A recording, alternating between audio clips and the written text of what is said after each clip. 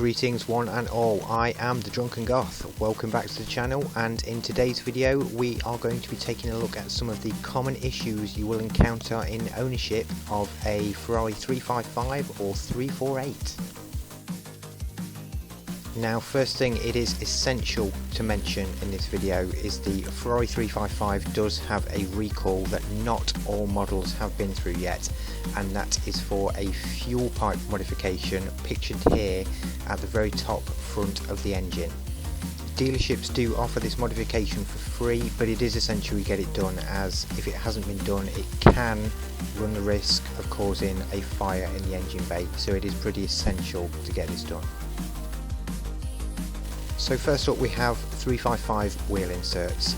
They are fitted inside the wheels, the bolts tighten up against them, and over time they do crack and degrade, which can lead to, even if you tighten the wheels to the correct torque, the bolts will still be loose and you run the risk of the wheel coming off when you're driving at speed.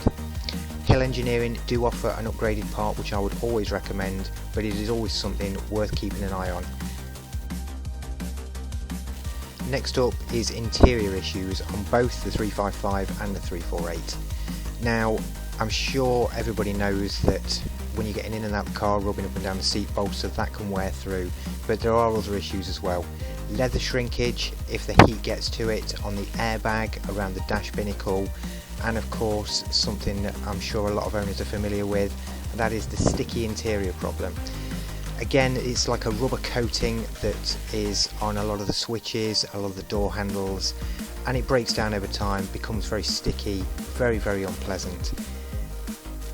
With the leather shrinkage, unfortunately the only way really is to have it recovered, but there are people who are very effective at getting this done. With the seat bolsters you can have them reconalized, which is a far more cost-effective solution to getting the seats back to original condition. And the sticky switches, again, more or less all have to be disassembled, stripped down, recoated so that they look as new, but again very doable. And even if the HVAC panel bubbles around the aircon controls, that is replaceable as well. You can still get hold of them, always worth doing, as the sticky interior is very unpleasant to live with. Next up is body panel issues on the rear buttresses.